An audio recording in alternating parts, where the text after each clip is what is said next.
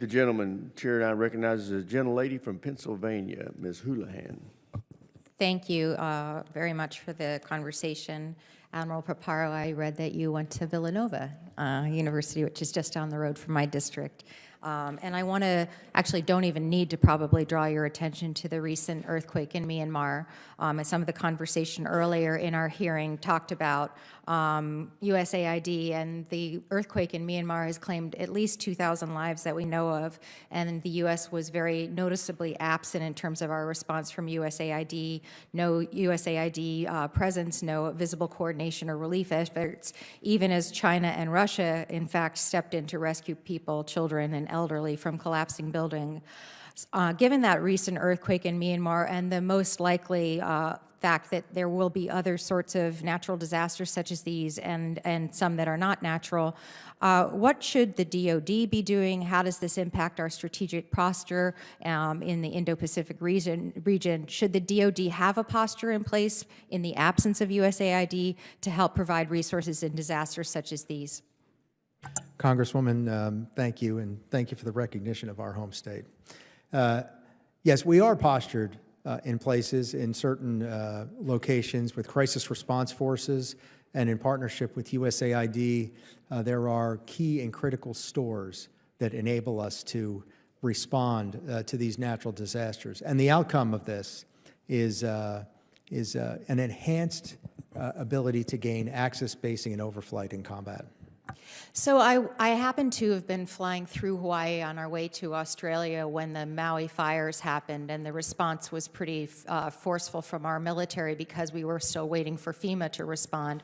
This has to not be the most efficient way for our government to respond to natural disasters that happen for our own people and also for those around the world. There has to be a better way of doing that than to distract and deploy our military in those sorts of situations.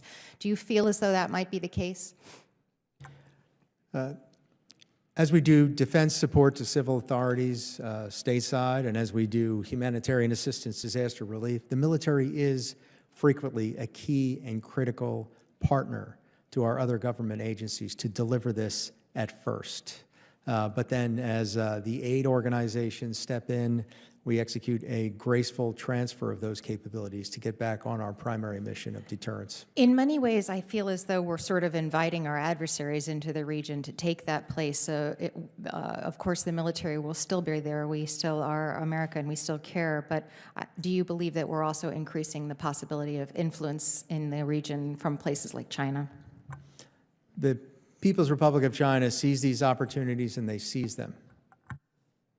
My final, or my second to last question is for General Brunson. I'm going to quote an article from April 3rd from military.com titled, "Army Planners Are Weighing Force Reductions of Up to 90,000 Active Duty Soldiers." Are you aware of this article? No, ma'am, I'm not. I would love to introduce that, and if that's okay for the record. Without objection, so ordered. It says that the military Army planners are weighing reductions as a result of Secretary Hegseth's requirement to find 8% cuts.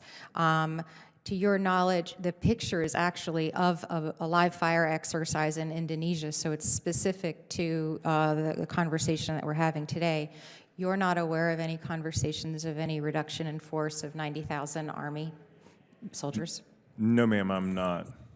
I would love it if I might be able to follow up with you all and understand if there's any truth to this article, because it is sort of alarming to me. With what remains of my time, Mr. No, I want to talk to you as well. Many of my colleagues have spoken to you about trade tariffs, and yesterday we had a very similar conversation with your colleague who had a similar position in Europe. And I really was frustrated with her answers, and I'm also frustrated with yours that there is not a whole of government understanding of the implications of tariff being levied on our allies in the region and other nations in the region too. Is it really your position that this is not something that's yours to opine on or to talk about?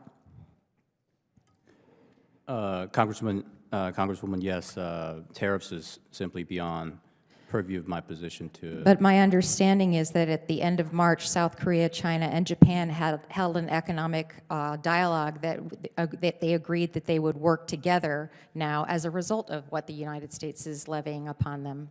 Are you aware of that? Gentlelady's time's expired. Chair now recognizes the gentleman Thank from you. I yield. Nebraska,